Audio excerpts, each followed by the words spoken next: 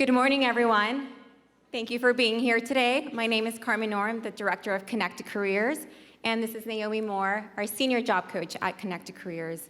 At the San Diego Workforce Partnership, we believe that youth voice is critical. In the next hour, young adults will tell their stories to you and to leaders of some of San Diego's largest public systems. These system leaders will share reactions to the research findings that you just heard and their perspectives on solutions to challenges faced by Opportunity Youth. We're going to then engage the youth and the leaders in a conversation and may have time at the end for a few questions. But first, we're going to hear from Naomi. Thank you.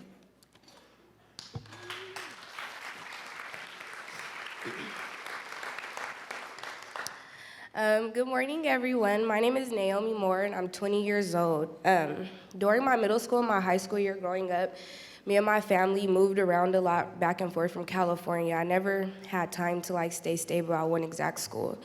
So in June of 2014, I wasn't able to graduate with my graduating class, and I had to watch them walk without me. So over the summer, I was thinking of a way to where I could go to school and work, but I didn't know how I would balance out both. So I had a conversation with my older sister, and she told me about a program called Urban Corps of San Diego County, and she said I'll be able to go to school and to get a diploma. So I gave them a call, and they called me back the following week, and I was able to come in for orientation. I was with the program for 8 months when I graduated and received my high school diploma.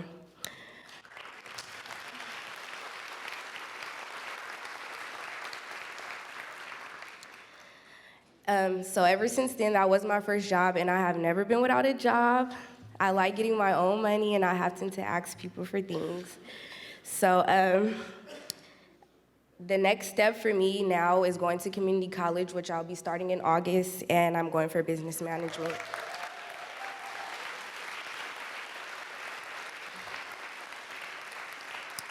That's my little story, and now I'm gonna welcome up JC.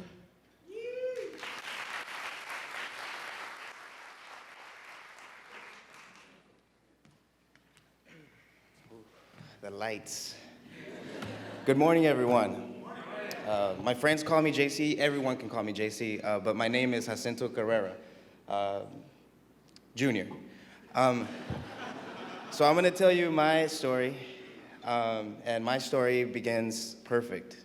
The earliest memory I can remember of that is when I was 5 years old.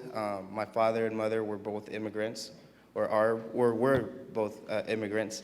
And my father was a hard worker. He was able to provide us a food, dinner every night, and I had a banana tree, a hammock, a dog, a fence, and a house. Unfortunately, my dad got deported. It was one morning, ICE came to my house, and they took my dad from me. And then from there, everything spiraled down. Life was spiraling down. My mother worked numerous jobs to try to provide for our family. Again, she's an immigrant, so you can imagine that's kind of hard to get a job, with doing it all legal and all. But so I grew up basically not having a father figure. My dad did a long prison term, and being around in the neighborhood that I was in, which is City Heights, I ended up hanging out with the wrong crowd, which at the time seemed to be the right crowd. And so I turned 16, and then I began to use a hard drug called methamphetamine.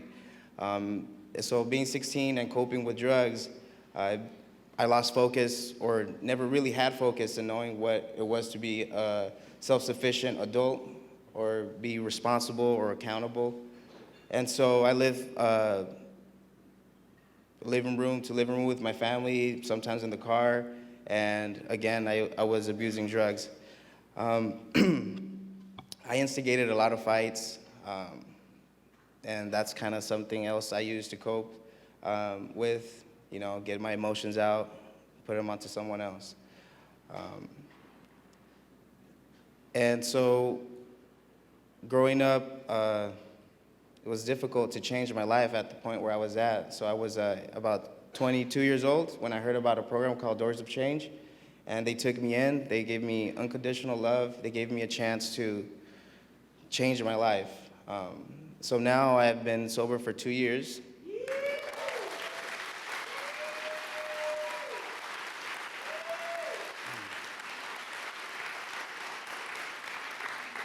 I was able to save $5,000 with the program before I left. And I was also able to learn what it is to be self-sufficient, and that entailed being accountable, being responsible, maintaining integrity, being honest, and most importantly, just being consistent with all of those things. I've held a job, held employment for about 2 years. I was a caregiver for a year, and then I became a conservationist with the California Conservation Corps for my second year. And so I've been having employment for 2 years, and that's something that I'd never thought of, growing up the way I did. I had no idea that I would be doing that, or even knew that that was a starting point to being self-sufficient. So I've been able to visit the Capitol. I've been able to provide my story to others for inspiration. And I've been able to do all of this based on all of this change because of the program that helped me out. So I want to thank you guys for listening on my story, and I hope you enjoy the rest of your day. Thank you.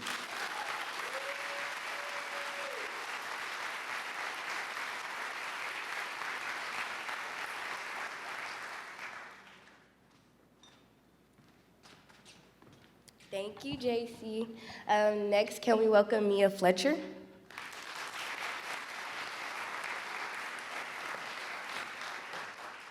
Hello, everyone. Thank you for having me here today. My name is Mia Fletcher. I am 22 years old, and this is my story. As a child, I felt the impact of living with a parent who was an addict. Growing up, I was combative, and I didn't get along with others. This was mainly because I was convinced that my problems were unique. I thought that no one could relate or understand what I was going through. I went to live with my grandparents when I was 9 years old. And my great-grandparents were in their late 70s and were the generation before the baby boomers. Growing up with my grandparents was wonderful, but it was very frustrating. I didn't understand a lot of the negative emotions that I was dealing with, and my grandparents were fairly old-fashioned when it came to things like anxiety or depression. I was bullied throughout school because I was overweight. I was a black child in a white family, and because I didn't exactly have a traditional set of parents. So I was pretty much an easy target. Despite being bullied throughout high school, it was always my favorite place to be. Immediately after high school, I enrolled at College of the Desert. I wanted to become a preschool teacher, but once we covered development, I had found a new appreciation for the human body. Since then, I've been interested in pursuing a career in medicine. I was 19 when I dropped out of school. It was one of the hardest decisions that I've ever had to make, but at the time it was necessary. I had been struggling with domestic violence and made the choice to leave everything behind and go to a shelter. I spent 9 months at the Coachella Valley Rescue Mission, and I tried to figure out my next move. Once I started working, I left the mission and was able to rent a room. And while this was a step in the right direction, I still had to deal with a lot of anxiety because of the unresolved trauma. Not long after that, I fell into the trap of addiction. I was looking to escape reality, and eventually my life had begun to completely unravel. I wasn't working, I wasn't in school, and most of my time was spent either getting drunk or being high. I knew that addiction runs in my family. I realized that it was time for me to face what I had been masking with drugs, so I checked myself into rehab. After rehab, I was fortunate enough to find Job Corps. You can tell when someone truly cares about you, and it's been a privilege to have so many people looking out for my best interest. Job Corps has met the needs that have made it possible for me to truly develop as a person, and I think that all people should be able to feel that they're capable of advancing. Once I complete my training at Job Corps, I plan to finish what I started and continue my education. I want to become a neurologist, and today I can say with confidence that my dreams are not out of reach. Thank you for letting me share.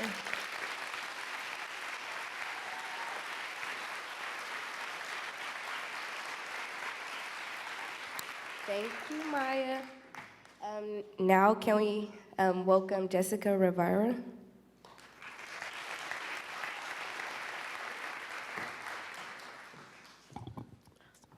Good morning, everyone. Thank you for being here. I am really proud of sharing my story because I know it can inspire many of you, and I know that many of you can relate with me. So I grew up without a dad. It was just my mom and I, and for her to have many boyfriends, it was hard to have a male figure. And until one point, she had this boyfriend she was with for 5 years, and I thought I had formed this family, had a dad who actually cared about me, had a family that loved me. But then they broke up, and that family I had thought I had fell apart. So that's when I started ditching in middle school, drinking alcohol, getting high, and hanging out with the friends that, like he said, were bad friends, but at the time seemed like they were the ones who actually cared about you. So I started falling behind in school, not caring about school because I thought I wasn't good at it. And in high school, I was also still not doing good in school. I was still hanging out with the same friends, and which made me fall behind too.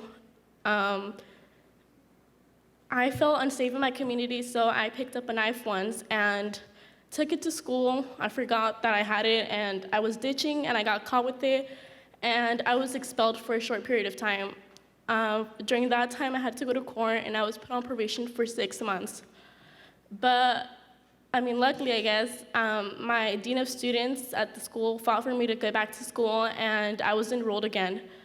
But the thing was that when I went back to school, all the kids knew what had happened, that I came to school with a knife, that, all the things that imagined that I could have done. So they labeled me as someone being dangerous, someone like part of the thugs. And that wasn't a good feeling because as a girl, I feel like many people wouldn't think that I'd do the things I do. So when they do know that I've done the stuff, they label me.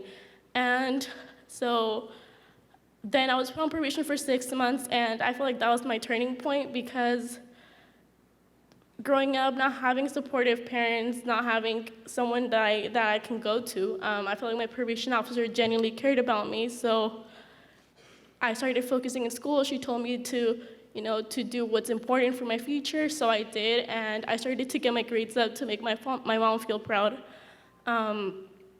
And then in my sophomore year, I was mentored by an acting detective who opened up to me. I opened up to him. We connected and built this trust. And he told me that he saw potential in me, that he thought I was capable of doing more, that I shouldn't be hanging out with this crowd.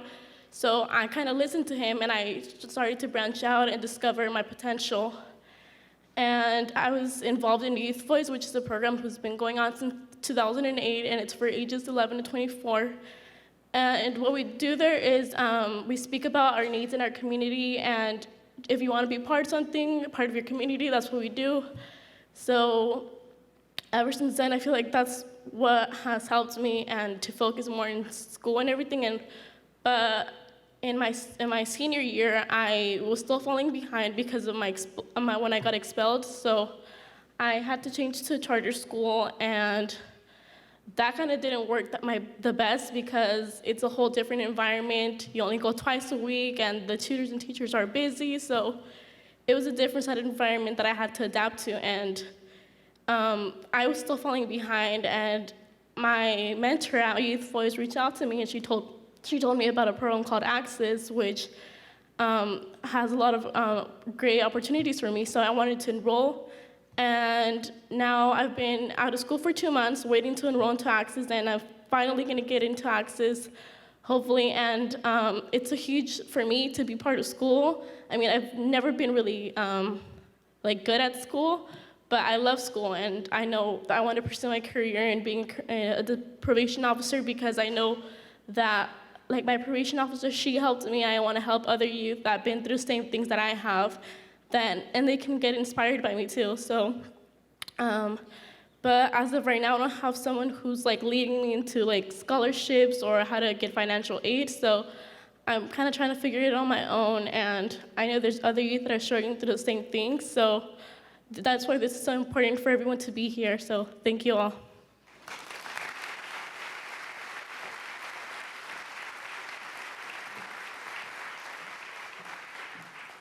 Thank you, Jessica, for sharing your story. And next, we're going to hear from system leaders. It is my pleasure to introduce these leaders to you because not only are they the biggest supporters of Connected Careers, they are opportunity creators. So first, it's my pleasure to introduce Nick Mascione. He is our Workforce Development Board member, and he's also the Director and Deputy Chief Administrator Officer, the County of San Diego Health and Human Services. So please welcome him. Thank you. Thank you. Honor being here. Ladies and gentlemen, the San Diego leaders who flipped the switch, right here. Let's give them the round of applause. And now it's upon us, system leaders. Truly, it's all of us call to action. And I'm a large employer. For the Health and Human Service Agency, we have 13,000 people, county employees, and a number of folks here in the audience, working together to take care of 1.3 million San Diegans across many programs, health, safety, and housing. But it's what we do that goes above and beyond, and paying it forward with unconditional love, I think you said, Junior, and taking in and investing, not into our future, but our present. We in the County of San Diego are participating with Connected Careers. We've done hundreds and more of youth mentoring, summer employment, internships. You see, I think that 10,000 number Andy put up is not only within our reach. I think our goal should be to get to 0. That's our goal. So, and can it be done?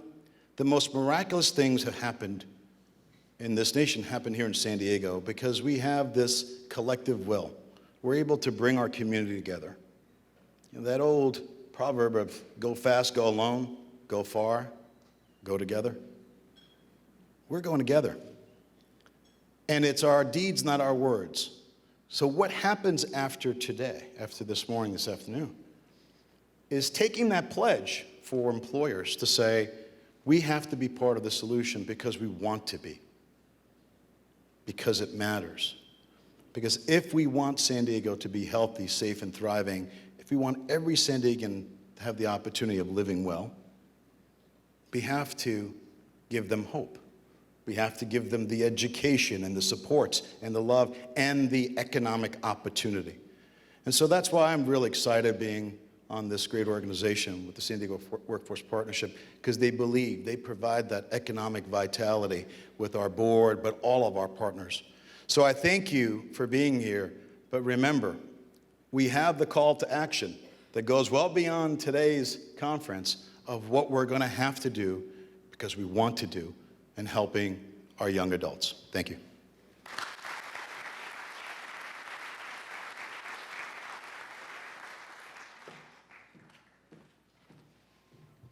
Thank you, Nick.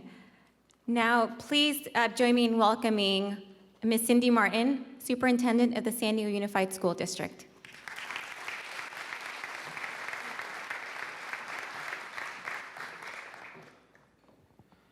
Thank you so much. Let's give a round of applause to the students' voices we heard. Your stories matter, and your stories inspire us to come together as a community. And when we define community, we have to ask ourselves, what does that really mean? Community is not just a place where people come together to seek friendship. Community is where we join together in a shared responsibility. And responsibility is exactly what today is about. It's our ability to respond. When you break down responsibility, respond to the stories and the narratives and the real lives and facts that are living inside each one of our students, that we can understand their story, their hopes, their dreams, their struggles, and that we can come together as a community to respond. So on behalf of more than 100,000 students in San Diego Unified that we serve each and every day, I want to thank you for being here to join us so that we can collaborate across the sectors, gather around the voices of our youth and their stories to help with reconnection. Today we're being asked to flip the script. What does that actually mean? How do we change a narrative Sometimes a narrative is written for us. People tell our story about us. Our story, the new story, is ours to tell. The script is ours to write, and it's our job to flip it. We can do that, and we can do it through strong partnerships like the ones that we have in this room. We're able to meaningfully, authentically, honestly collaborate so that we can once and for all change the outcomes and the trajectories for the Opportunity Youth right here in San Diego. On behalf of our school district, I want to thank our key partners that work with us every single day in that type of meaningful collaboration. Peter Kallstrom and Andy Hall, of course, from Workforce Partnership, thank you. Heather Latimer from USD Innovation Lab. Chancellor Constance Carroll from the Community College District. Iron Gordon from Youth Opportunity. Say San Diego and the Immigrant Rescue Committee, just to name a few. Give them all a round of applause. When we gather around our small tables and in our work groups and talk about flipping the script and reaching out to our Opportunity Youth, I think it's important to begin at the beginning. How do we actually do this? Do we wait until it's too late and then rewrite it? No, we know that many of our disadvantaged students show up in kindergarten in our school systems with far fewer words in their vocabulary than their peers. We know that early challenge makes it harder for them to achieve the kind of success that keep kids connected and engaged in their learning for the long term.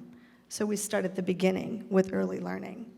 We've known for years about these early warning signs, and that's why our schools are expanding access to preschool so that every child gets access to a quality education at a young age. Mayor Faulkner was there to help us when we launched our Preschool for All initiative, and we appreciate his support. We know we are only beginning to tackle this issue. In fact, we have legislation right now in Sacramento that would let us expand free preschool to thousands of working families that's so needed. As a public school system, we've made a commitment to end illiteracy by 3rd grade. We're working with our kindergartners to make sure that they get the strong instruction that they need to be reading at grade level by 3rd grade, and to have 100% of our students reading at grade level by 3rd grade is a major accomplishment for the next generation for our city, and we're well on our way with this year's group of kindergartners. We have other supports in place to make sure that we're meeting the needs of every student. The whole child we must pay attention to. We know children can't learn when they're hungry or when they're sick. So we put in place our school-based health centers, and we serve thousands of free lunches every year. We know children can't aspire to jobs that they've never heard about. So we work with our partners, Junior Achievement, Raytheon, Qualcomm, and many others to make sure that our students get excited about the future and can actually see what's in store for them. In the end, however, these sorts of supports are just tactics. They're the small steps that we take with our partners, but I want to talk this morning about the strategies we know that will work to flip the script once and for all. We've turned ourselves into what we call a strengths-based school system in San Diego Unified. It's time for us to become a strengths-based society in San Diego. The title of our conversation today is telling. We're not here to rescue or to save our disconnected youth. We're here to provide them with the opportunities that they need based on the strengths, interests, and values that they hold. We look each young person in the eye and say, we believe in you. You have a strength, a gift, a talent, and an ability and a contribution to make to our community, and our job is to unlock that inner genius so that you may become the contributing, active, participating member of our community. That's something every one of our teachers knows, every parent understands, that there's a genius inside every single young person. And our job as a school district, our job as city leaders, is to make sure that we find and we unlock this genius inside each and every child. That's what I mean when I say we're a strength-based system. We view the language a child speaks, the country that they come from, the special way they acquire and process and store information, we view these as strengths. And while they may present educators with unique challenges, Our job is to build on the strengths our children bring to us, to help them achieve their full potential. When the education system focuses on the whole child and their strengths, we are well on our way towards having opportunities where they will never disconnect because they know who they are. They're self-guided, self-directed, empowered learners who understand their role and their contribution to make. We make sure that our schools are welcoming of all climates and cultures, and we're constantly training our staff to build capacity and work together to build excellence through equity. We make sure every 8th and 10th grader completes a personal assessment of their own strengths so that they can come to recognize the potential that they possess. That's what it looks like when a large organization truly commits itself to operating on a strengths-based model. The next step is even more important because once we've helped our students recognize the genius in themselves, we show them their opportunity to create a meaningful future for themselves, their family, and their community. Opportunity is truly the key. It's why we've aligned our curriculum with the high-skill, high-wage jobs of the futures right here in this region. It's why we provide students with work-based learning experiences that are meaningful to them and keep them engaged and connected in school and actually meaningful to our community. That's the key. We keep students connected to our schools and our society through these important opportunities. And of course, I have to recognize today our Director of Secondary Education, Cheryl Hiblin, and her team, who have led so much of this important work. If they can please stand, I think they're at this table here, and Cheryl somewhere in the back. Thank you. Creating the pathways and the opportunities to make a meaningful education system keeps our youth connected, and I thank our team for that. Yesterday, the state released the graduation rate for every school district in our state of California, and I'm proud to say the schools in San Diego were top among the large districts. Now, that's good news for everyone who cares about the future of our city, but it's not the whole story. Before San Diego Unified achieved this new 91% graduation rate, we made our graduation standards more rigorous. We gave every student access to the University of California, California State required A through G curriculum, and we required students to pass these tougher standards to graduate. They did that, and our graduation rates increased to above 90% for the first time and the highest of the large urbans in the state. I have to thank our students for that.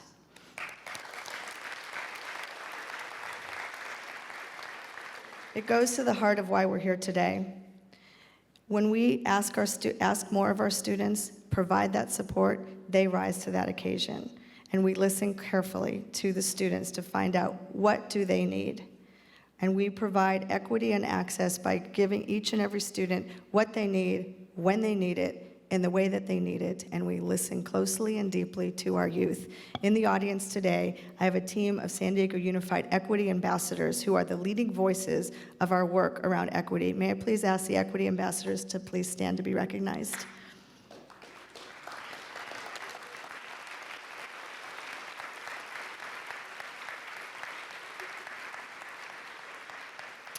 It's the voice of the young people that will tell us where the opportunities need to be created, where the opportunities are working, and where there's still more to do. We are proud to be your partners in this work. Thank you all for being here today.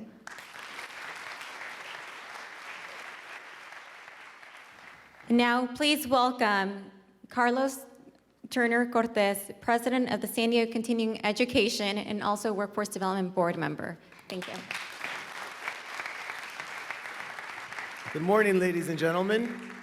The energy in this room is palpable. It's a very exciting place to be and a very exciting time to be in San Diego. I arrived in San Diego 2 years ago, but while I was sitting at my table with my colleagues from San Diego Continuing Education, which, by the way, is one of the 4 divisions of the San Diego Community College District, serving 45,000 students per year and over 40 free job training certificates, high school diploma, ESL, and more. I was wondering what I was going to speak about when I arrived at the podium, because it was my understanding prior to my arrival that I was just sitting on a panel. And I recognize that this July will mark my 2nd year in San Diego, and how wonderful it's been to meet so many of you and to engage with you in this critical work. But it also marks my 20th year in education.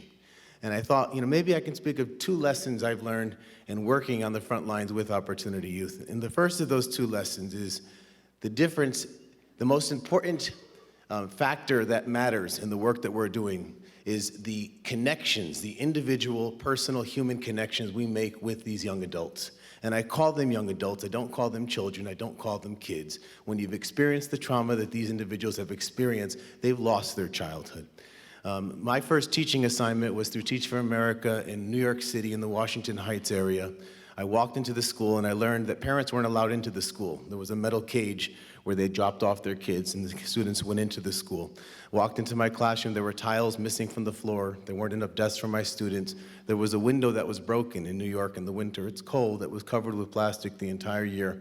And on the first day of my first class teaching, a young adult named Charles, he was, by the way, in 8th grade for the 3rd time, because they had ended social promotion, African-American male living in Harlem, jumped on the desk, all 260 pounds, 6'1" of him with a beard, and broke the desk after doing the Charles Williams Shuffle, which entitled dropping his pants and his boxers and doing a dance to welcome me, fire by purge, into my profession as a teacher in an urban district.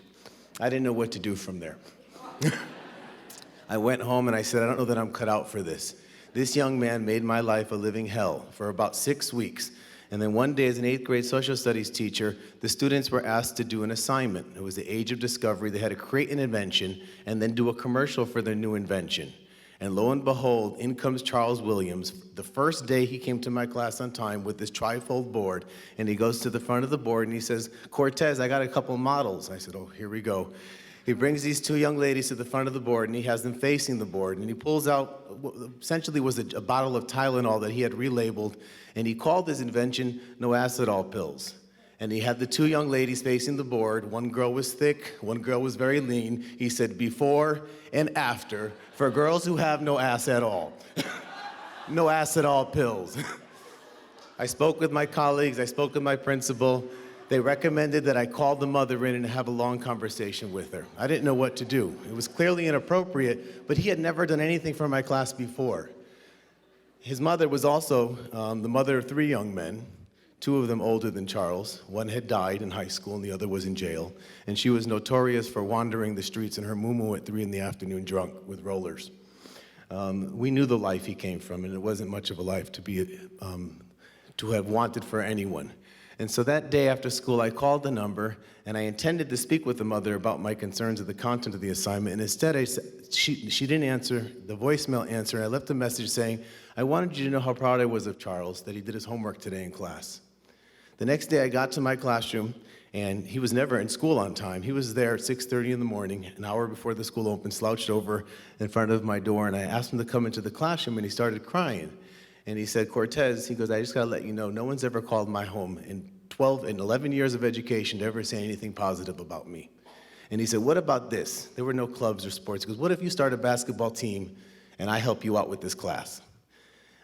We did so. I don't know the first thing about basketball, but we did so. 4 years later, I received a postcard from this young man telling me that he graduated high school. He was on one-way track to jail or death. And I don't say this for applause for myself, because I had no idea the impact I was going to make on this young man's life when I left this 30-second voicemail. But that is the transformative impact we have on children's lives, on young adults' lives in the work that we do. But we also can have the same sort of pernicious impact when the custodian in the bathroom doesn't recognize the young man who ran out of toilet paper, or when the woman or the man sitting at the front desk in student services doesn't greet a student with a smile and they think they're being disrespected, and they walk out that door, and it's going to take them another 6 months or a year to get up the courage to come back into an educational institution to give it another shot. So the first lesson I have is the power of that personal relationship. The second lesson I think I've learned in these 20 years is that when the conditions are right, all lives thrive. I was on Facebook a couple weeks ago, and I saw this tour to take a bus out to East County, to the Death Valley, where flowers hadn't grown in Death Valley for 20, 30 years. And as I read the article, I learned that these flowers had always been there. They were just dormant.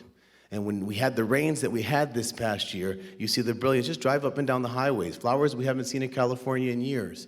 Because when the conditions are right, all lives thrive. And that's the lesson I learned in various experiences, and I'll just use one. I was a principal of a charter school for pregnant and parenting teens in Los Angeles, and when I arrived at the school as the second-year principal, the students weren't coming. We had 200 students enrolled, 30, 40 were coming each day. Those that were coming weren't wearing their uniform, they were leaving early, they were attending the classes they want, and so I sat down the young ladies and I said, what do we need to do to help you to be successful? And that was the point that things changed. I'm so honored to be part of a program that students and young adults opened the program. I'm so honored to be part of a panel where the center of that voice of the program is the student experience. We sat down and they had concerns about the uniform. These pregnant and parenting young teens were asked to wear khaki pants with elastics and a navy blue polo, what we typically see in schools. And I said, well, what do you want to wear? They said, well, we'd like to have some input.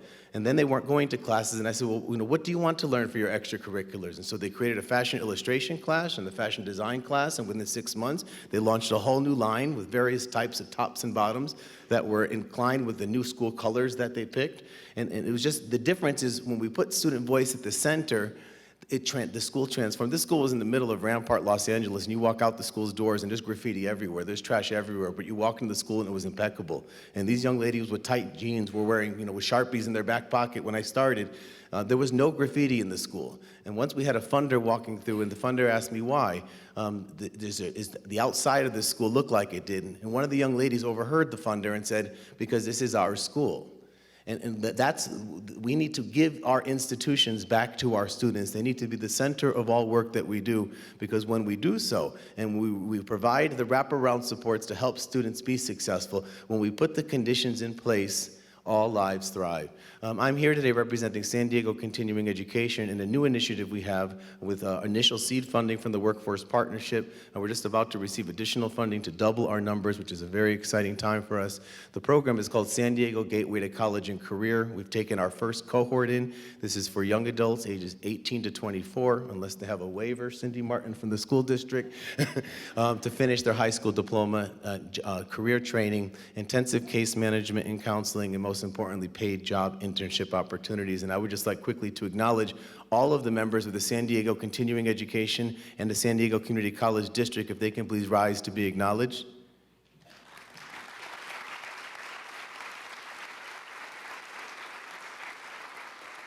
And it's worth noting that our new initiative is a partnership, linking resources across institutions. Jacobs is a key player, the Unified School District is a key player, Ian Gordon in the Youth Development Office is a key player, and we hope to engage with more key players in this room. Thank you for what you do, and thank you for being here today. Thank you, Carlos. Now we're going to go ahead and start our panel portion. And this first question is for our system leaders. Can you talk about what your organization is doing to address the Opportunity Youth Crisis? And specifically, can you talk about what are you doing to work and collaborate with other sectors or systems? And we can go ahead and start with Nick, please. Well, I mentioned it a little bit earlier. One of the things we've done in Health and Human Services, we are already in the business of helping young adults and families. But we are a larger organization in just Health and Human Services. So really proud of working with other departments, libraries, public safety, other career opportunities as well, and opening the minds and eyes for these other county departments to take in youth, to do and they could start small, some internships. Some of them may even do something that's, I think we need to do more of, informational interviewing. And for the young leaders here, this is the issue, yet you can't be shy. What we have to help you do is really reach out to folks and say, can you please tell me a little bit of what you do? And you'd be amazed of how many folks paying it forward will take the time to tell you and strike that conversation. So we're doing that within our organization, and then the nearly 500 nonprofit organizations, who some are already here, and others, encouraging them to do the same. So we're working from within and our partners to create that opportunity and that capacity to get those opportunities and those number of jobs and career paths available for our young leaders. Go next. I spoke a little bit about it in our opening comments, but what's important for our district to do is to, with all of our partners, is put in place very strong data sharing agreements with all the CBOs so that we can see where there may be some disconnections, that the early warning systems are actually there. It's through the powerful relationships, through the unconditional love, through knowing individuals, but there are also key metrics that start very early, and when we can powerfully share data and put in the data sharing agreements that we can look for indicators early on, that helps. We've also put in our intervention counselors because we see early warning systems just within the school system of students being off track, not being in the right classes, not having their strength or their interest understood, and they're starting to disconnect, and we can just see it even in grades or in the classes that they're signing up for and the clubs that they're joining or not joining. And so intervention counselors are also using the data systems that we have and closely monitoring students and not waiting until it's too late. We're all about the preventative measures and using metrics and data as a flashlight rather than a hammer, and being able to put the student voices at the center of that. Those are some key ways that we're doing it right now. Thank you, Superintendent. I think it's your comments on predictive data analytics are extremely contemporary in that, we use data these days to predict all sorts of human action. Politicians use data to determine who you're going to vote for based on what magazine you read and what television program you watch and where you buy your coffee. We can use those types of predictive data analytics to determine what types of students are going to need tutoring before they get to college. Unfortunately, most of our interventions now are responsive. They're in response to student failure as opposed to providing the supports in place before they fail. We know which students are going to need additional supports, and we need to do a better job of providing those supports in advance. And we also know, in many cases, what type of support students need, but we also need to listen to students to hear from them what they need from us. San Diego Gateway to College and Career launched this past January. Kelly Henwood, who's in the office in the audience today, if you can raise your hand, is the coordinator of that program if you'd like to know more or become a partner. And we've got a couple dozen nonprofit organizations, school districts that are working with us in this endeavor. And we're also part of a national network called Gateway to College, and I believe we have a representative, the California leader of the California chapters, which is 40 community college systems around the country that are providing high school graduation, alternative completion pathways, coupled with community college work. So they're concurrently starting college while they're completing their high school requirements. The beauty of our program, I believe, is that it's not a one-size-fits-all program. Students come into Gateway to College and they choose their pathway. If they want to get in and out with a GED in 4 months, that's their goal. If they want to come to us and do several stackable certificates in healthcare careers to end up as a acute nurse, certified nurse's assistant in our non-credit program down at the Chavez campus in Barrio Logan, that's their desired outcome, and we'll help them to navigate a pathway to that outcome. The real beauty of this program is that it comes with intensive case management. The young adults in this program are expected to check in with their case manager a couple times per month. We have a resource center and a computer lab and a space dedicated to this population so that students have a safe space. When they come into our institution, they can come directly to the Opportunity Youth Resource Center. It's actually, I think, called the Gateway Resource Center, where they can receive specialized support.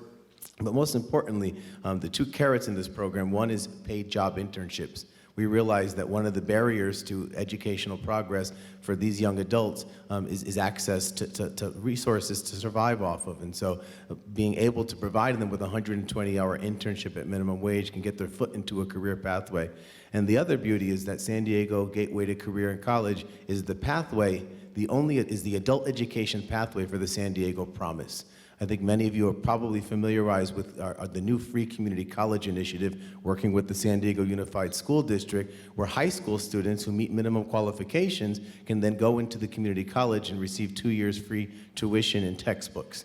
The challenge is that we know there are many students who at 12th grade aren't prepared for that opportunity. And so one of the beauties of the San Diego Community College District San Diego Promise program, and there's about 140 of these programs around the country, is that, to my knowledge, this is the only program that has an adult education pathway. It's a second chance. And so if you weren't ready for college in 12th grade, come to San Diego Continuing Education. do remediation, get your high school diploma. If you have your diploma, come in and get some job training certificates. Many of our job training programs articulate, they actually bring credit with them into the credit sector. But this is a wonderful pathway that we have that most communities around the country don't afford their students. And so I encourage you to learn more about the work we're doing, and if you're interested in partnering, please feel free to reach out.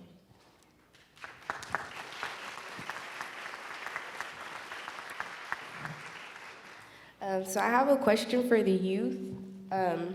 What are the biggest challenges you face in moving forward with your career education? For me personally is financial issues. I'm working right now and I'm paying for my apartment. And I know that there's financial aid out there. And I just need more like a counselor also to help me figure out what those financial ways that I can benefit from that are out there and continue my education through that. And really just find what I want to do, you know, what legacy I can continue, whether it be my parents or someone else that inspires me. Definitely this type of environment here and this experience is definitely something that I'm very grateful to have. So this is definitely something that would have been, if I didn't have this opportunity, would have been an issue. But obviously now that I'm here, this is a great way to solve that issue.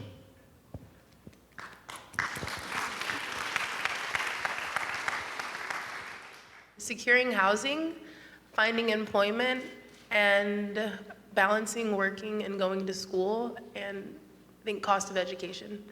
All are things that are going to be challenging for me moving forward with my career goals.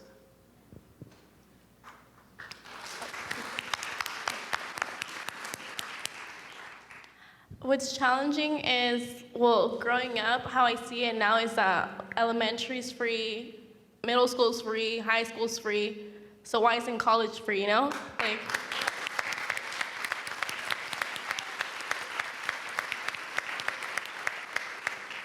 Like they tell us to work, to like go to college to get a career, but I mean, if they cut the education there, then how can they tell us to do all of this when they're not allowing us to do it?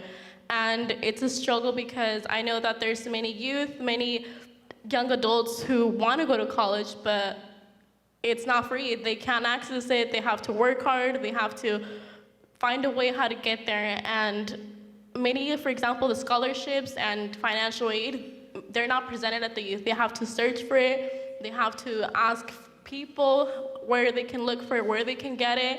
And it's not easily accessed. So for more, teachers, staff, people that work at schools or whatever to reach out to these students and tell them, hey, they're here. I'll sit down with you. We'll do it together.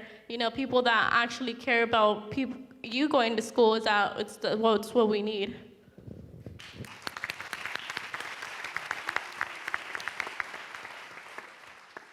This question is specifically for Nick. Nick, you talked about internships, you talked about wonderful programs, but what is your organization doing, or what does it plan to do to engage youth voices to tackle this problem? Well, we serve 450,000 children and youth across our programs in San Diego. 450,000 in foster care, our transitional age youth, those that are in our mental health or substance use programs, a whole array of programs, housing being one of them. And perhaps the most important thing is we're taking pause and asking for our young adults to tell us about the services. We're hearing not what we, and I think it was said by Carlos, what we assume they need, but hearing, like today, what is it you need? We need, I'm thinking based on the panel, when I go back, my commitment is, how are we bringing in career counselors and bringing in our partners, these certified financial planners that occasionally do these free events? How do we bring them in concert with our school partners to the kids that we have in our other programs asking them if they need this help. Because it's very clear, you pointed that out, and I wasn't even thinking about that until you raised that. So our commitment is to continually learn and hear and bring those supports for those that are already in our system of care, because our goal is really simple, is get them to be stronger, healthier, even more vibrant than how we found them when they leave our system of care.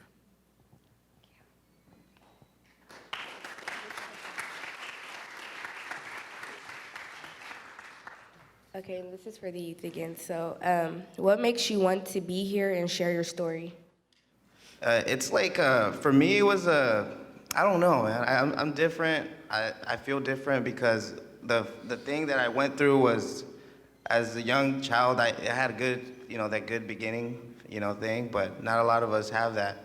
And it being taken away, I felt that, and being here today and be able to recuperate from everything that I went through and I put myself through, because I did have a choice when I didn't have my parents with me. It's like I got to go through it for a reason. I got to go through it. I can advocate for it now. I can change my life. I can inspire others to change it. I can teach others that have been through it how to do it. Like I can do that because I've been there. And it doesn't get any realer than that. So I definitely I love the fact that I'm able to realize that now, and just being able to share my story, it gives me a purpose, and it gives growth to motivate others. So that's why I think it's important to share my story.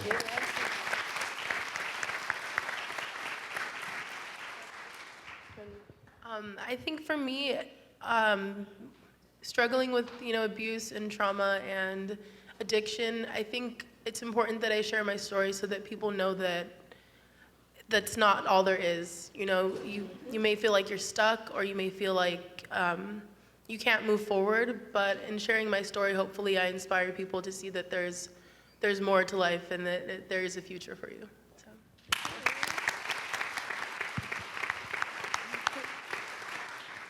So before, I wanted to thank Daniel Workforce Partnership because I was interned here and I was part of their program, and that was my first job, and it motivated me to continue looking for jobs and building my resume. And then Carmen invited me to be here, so thanks to her, I'm here. And it's important because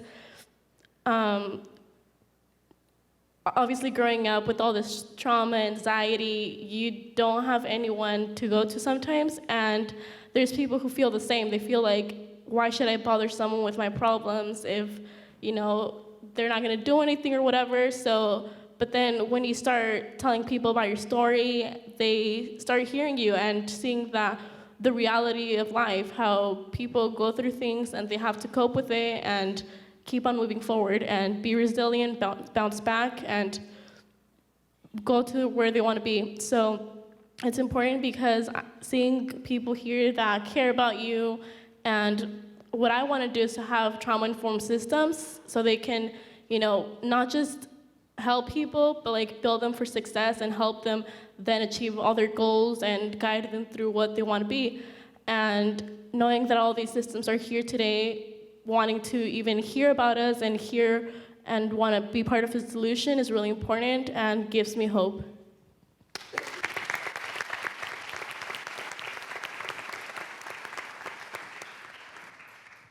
Thank you. This question is for Cindy. Can you tell us about a person or experience that influenced your career? Oh, what a fun question. Yeah, I will talk about my brother, Charlie. Charlie's 52 years old, and he's developmentally disabled. And I'm going to talk about my sister, Laura. She's 48 years old, and she's mentally ill. So I have an older brother and a younger sister who both need support to be successful in the community. And I knew since I can remember that I wanted to be a teacher because I grew up teaching my brother, Charlie. He, being developmentally disabled, they didn't think that he was going to learn to read or that he was going to progress very much. And so I kind of became his teacher. I taught him to tie his shoes, taught him a lot of things, and knew I wanted to become a teacher because of Charlie. And so he influenced me at a very young age. And so my first job was working with kids when I was 16 or 15 years old at 24-Hour Fitness. It was called Family Fitness Center back then. People from San Diego remember that. I worked in the daycare, and I was a babysitter. I took care of children. And I knew I wanted to go to college to become a teacher, and I wanted to teach specifically students with disabilities and students with special needs because of my brother Charlie. My sister grew up, went to college, got a 4-year degree from Humboldt State, and in her early 20s was diagnosed with paranoid schizophrenia. And she still struggles with that today. Specifically, actually right now, she's having a challenge, but she's had some years of stability and some years of challenge, and I've watched how a community can come together and the kinds of supports that our state and our city from the San Diego Regional Center and from NAMI, National Alliance for Mental Illness, have supported my family, and they're in the room, good.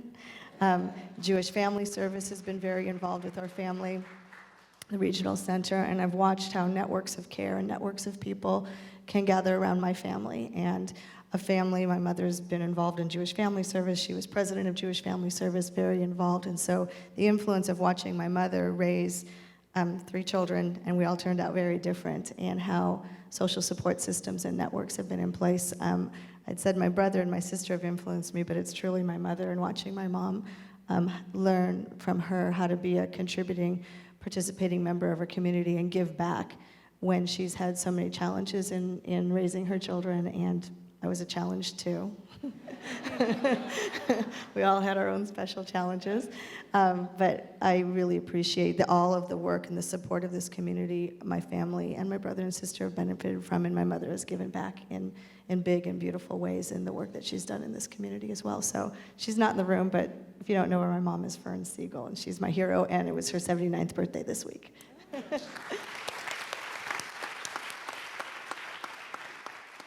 And that concludes our session. So thank you to all of you for participating. Please join me for a round of applause.